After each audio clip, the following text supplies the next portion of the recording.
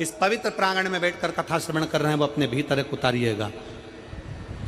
पुरुष और स्त्री में एक अंतर है।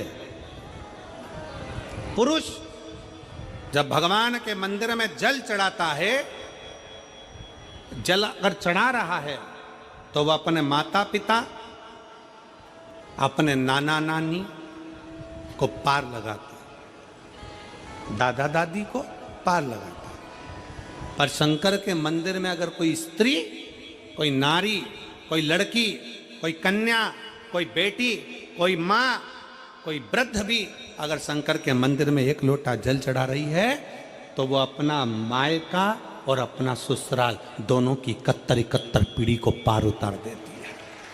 और कितना सुंदर कहा माता पार्वती जी ने भगवान शंकर से अमरनाथ की गुफा में प्रश्न करते हुए कहा कि पुरुष भगवान की सेवा में लगे, भजन में लगे, मंत्र उच्चारण में लगे तो उसका फल पुरुष को प्राप्त होता है।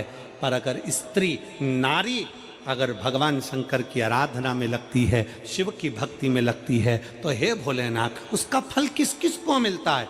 शिव महापुराण की कथा कहती है, भगवान शंकर का चरित्र कहता है, पुरुष का करा गया पुण्य पुरुष को प्राप्त होता है।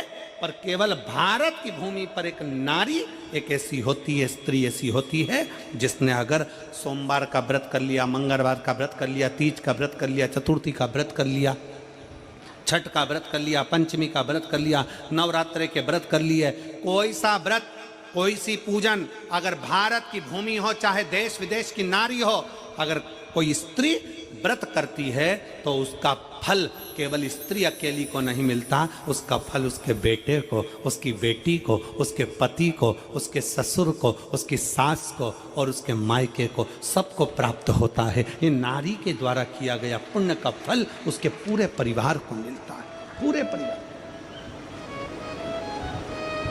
शायद आप लोगों को मालूम है कि नहीं मालूम, हमें ध्यान में नहीं है। करवा चौथ का व्रत किसके लिए होता है? जम के बोलो जरा, इसके लिए करते हो? पति की लंबी उम्र के लिए, ठीक है। और ये पूरी दुनिया जानती है कि करवा चौथ का व्रत पति की लंबी उम्र के लिए होता है।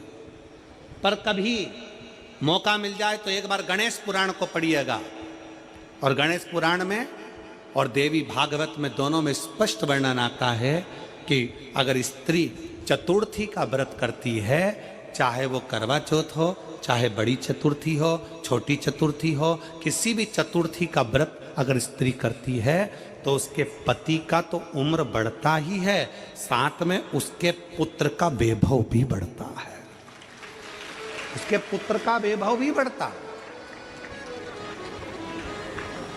उसकी संतान का सुख भी बढ़ता है।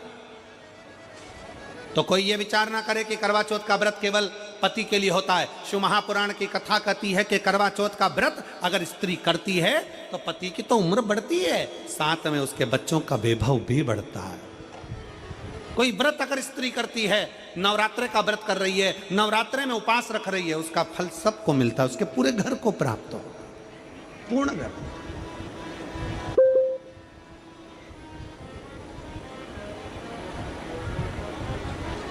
शिव तत्व, शंकर की अविरल भक्ति, शिव की उपासना।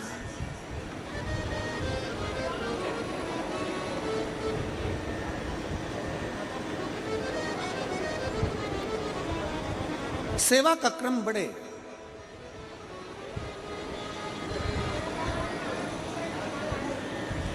मंत्री से ज्यादा मंत्र पर भरोसा रखो, मंत्री से ज्यादा मंत्र पर भरोसा रखो, और संसार से ज्यादा मेरे महाकाल पर भरोसा रखो।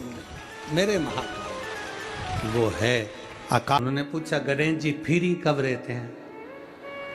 तो हमने कहा अब ये तुम्हारे ऊपर, हमको तो मालूम भी नहीं, हम तो अपॉइंटमेंट लिए भी नहीं उनसे, तो तुम्हें ज़्यादा स्मरण हो। तो आप शंकर जी की कथा करते हो, आपको नहीं मालूम कि गणेश जी कब फ्री रहते हैं? हमने कहा गणेश जी फ्री रहने का केवल एक समय होता है, एक टाइम होता है, एक पल होता है, एक घड़ी होती है कि गणेश जी महाराज हमारे घर में आ गए, गणेश जी की सबसे पहली जो आरती हो, उस आरती के समय पर अगर धूप बत्ती जलाई जाए या गोबरी को जलाकर उसमें गूगल छोड़ी जाए और गूगल छोड़ने के बाद गणेश जी का नाम ध्रुम वर्ण कह दिया जाए, तो गणेश जी को तुम्हारे घर की पूजा स्वीकार करना पड़ती है। बस वो समय हम जानते, हम तो बस उतना जानते हैं कि शिव महापुराण में लिखा और मुद्गल पुराण में लिखा, गणेश पुराण में लिखा, गणेश जी का एक नाम होता है ध्रुम वर्ण।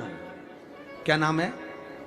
ध्रुम वर्ण गणेश जी का एक नाम होता है। जब हम धूप जलाकर और धूप लगाने के बाद में गणेश जी की सबसे पहली आरती करने के पहले अगर हम सबसे पहली आरती गणेश जी की कर रहे हो, अपने घर में स्थापना कर रहे हो, बिठा रहे हो, और तुम चाहते हो कि गणेश जी मेरे घर में आके मेरी पूजा को स्वीकार करें और जो मांगू मेरा गणेश मुझे दे 10 दिन के अंदर, तो पहला नाम लेकर पुकार लेना ध्रुम वर्ण विनायक, बैठो, बस काम हो गया। वो फ्री होकर आता है, वो बैठता है, अलमस्तता में बैठता।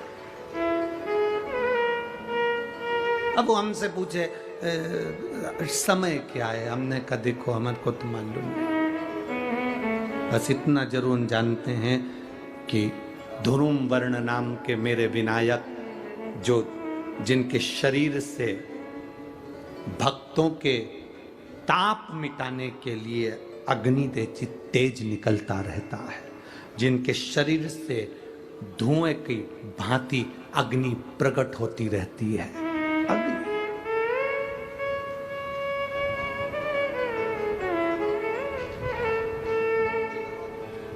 हम तो उनको पहचानते हैं जो दुनिया के ताप मिटाने के लिए प्रगटा,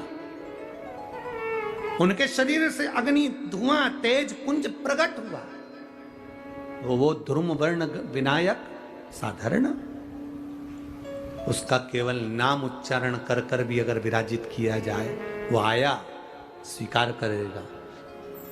10 आप अभी तक बिठा लेते थे सिद्धि विनायक आओ, मयूरेश्वर आओ, भगवान को बल्लेश्वर पधारो, आपने बुलाया, आया, वो बैठा, वो ऐसा नहीं कि नहीं बैठा, पर हमें समय का भान नहीं हो पाया। हम किस समय पर भगवान को रिझाएं?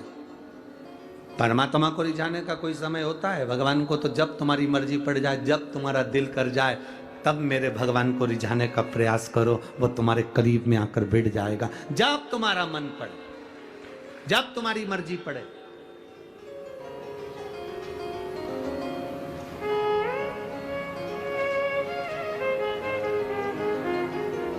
चतुर्थी का जो व्रत करने वाली होती हैं, जो चतुर्थी का पूजन करने वाली होती हैं, उनके भीतर का एक भाव होता है कि जैसे ही शाम का समय आए, चंद्रदेव का पूजन करें, चंद्र जब प्रकट हो जाए, कलश भर लिया, उसके नीचे आखा दाना रख दिया, चावल गेहूं जो भी आप रखते हो पूजन के लिए, ऊपर पात्र आदि रख दिया, जलाशय, फिर अपन ने घी का दिया लगाकर पूजन भी कर ली। तो जो चतुर्थी का पूजन करने वाली होती हैं, जो चतुर्थी का नियम व्रत धारण करने वाली होती हैं, बड़ी बड़ी चतुर्थियां करती हैं या उसका नियम धारण करती हैं, तो चतुर्थी का जो पूजन करती है वो किस चीज के लिए होता है? केवल संतान, पुत्र, परिवार, हमारा कुटुंब, हम जिस कुल में हैं, हमारा कुल वैभव की ओर बढ़े, संपदा की ओर बढ़े और उसकी आयु बढ़े, उसकी आयु बढ़े, वैभव बढ़े। बहुत ध्यान दीजिएगा महाराज, चतुर्थी की पूजन में जो आप आखा दाना रखते हो, गेहूं वगैरह कुछ भी जो भी रखते हो, उसकी बड़ी महत्वता होती है महाराज। यहां तक कहा गया है, चतुर्थी की कथा तो आप लोग पढ़ते होंगे, जो लोग पढ़ते हैं उनको मालूम होगा, चतुर्थी की कथा में लिखा है, चौथ माता के व्रत में वर्णन किया गया है कि वो आखा दाना जो रखा जाता है, मान लो कोई जरूरी काम होता है तभी आखा दाना को रखा जाता है, संभाल के रखते हैं कि हम इस काम के लिए जा रहे हैं और हमारा ये कार्य सफल होना चाहिए। तो जिसने चतुर्थी का व्रत करा है, जिसने चंद्रदेव का पूजन करा, चतुर्थी का व्रत करा, वो गणेश जी से विनती करके वहां से 2-4 आखा दाना उठा ले, और जो व्यक्ति का काम अटक रहा है अपने ही घर का, पर दूसरे कुल को नहीं देना, अपने ही कुल के अंतर्गत जो काम अटक रहा है उसकी जेब में, उसके पल्लू में उस चीज को रख दिया जाए। तो चतुर्थी जो अगली आती है, जैसे आप महीने की करते हो तो महीने की, और आप जैसे करते हो कि 4 अलग बड़ी बड़ी चतुर्थी करते हो तो उसके अनुसार आपका कार्य सिद्ध होता ही है। उस आखे दाने का इतना महत्व होता है क्योंकि चतुर्थी का व्रत करने वाली माता जब व्रत करती है तो स्वयं चतुर्थी की कथा में लिखा हुआ है कि पार्वती जी गणेश जी से चतुर्थी की कथा बचवाती। चतुर्थी की कथा बाची किसने थी? स्वयं गणेश जी महाराज ने। और सुनी किसने थी? माता पार्वती। बाचने वाले गणेश जी थे, सुनने वाली माता पार्वती थी। तो चतुर्थी की कथा जब होती है तो उसको स्वयं गणेश जी बाच रहे हैं। तो व्रत कौन सुन रही है? माता पार्वती। और आपने जो आखा दाना लिया वो गणेश जी के भाव से लिया, गणेश जी से निवेदन करके, विनय करके, प्रार्थना कर उसको प्राप्त किया। चतुर्थी के दिन सात गांठ वाली दुर्वा 21 ले लो और चतुर्थी के दिन गणेश जी को समर्पित कर दो। पंचमी तिथि को उस दुर्वा को उठाकर दूध में डाल दो और उस दुर्वा को दूध में डालकर उस दूध में उस दुर्वा को मल लो। और जिसके सफेद चमड़ी पड़ गई हो, चर्म रोग हो गया हो, उस दूध को उस दुर्वा के साथ, दूध नहीं भी हो तो पंचमी के दिन दुर्वा का लेपन शरीर पर कर लें। आधे घंटे तक करने पर पंचमी को प्रदोष काल में स्नान कर लें। महाराज आपको चर्म रोग में आराम लग जाएगा, सफेद चमड़ी अपने असली रंग में आना प्रारंभ हो जाएगी। गणेश पुराण दुर्वा का मूल बता। महाराज 21 दुर्वा के 108 बंडल बना लो। अगर एग्जाम में बैठ रहे हो, सरकारी परीक्षा में बैठ रहे हो, पास नहीं हो रहे, नौकरी नहीं लग रही, बहुत जगह इंटरव्यू दे दिया, 21 दुर्वा के 108 बंडल बनाओ, उसकी माला बनाओ और देवी के मंदिर में, माता जगदम्बा के मंदिर में, अर्थात जहां शंकर पार्वती पूर्ण परिवार विराजमान हो, ऐसे देवी के मंदिर में गणेश जी के गले में वो माला अर्पण करिया है, अपना नाम बोलकर और जिस एग्जाम में बैठ रहे हैं उसका भाव वर्णन कर महाराज। और वहीं से एक पुष्प लेकर अपने कमरे में जहां पढ़ते हो, कांच की प्लेट में उस फूल को रख दीजिए और दूसरे दिन एग्जाम के लिए चले जाइए। आपको उसका फल अवश्य मिलेगा, अवश्य मिलेगा। आप उसमें उत्तीर्ण होंगे, फल प्राप्त होगा। दुर्वा सुख का अनुभव करा देता। आनंद। श्री शिवाय नमस्तुभ्यम, श्री शिवाय नमस्तुभ्यम, श्री शिवाय नमस्तुभ्यम। जानकारी अच्छी लगी तो प्लीज़ चैनल को लाइक कीजिए, सब्सक्राइब कीजिए। Thank for watching. Thank you. Her her Mahadev, her her Mahadev, her her Mahadev.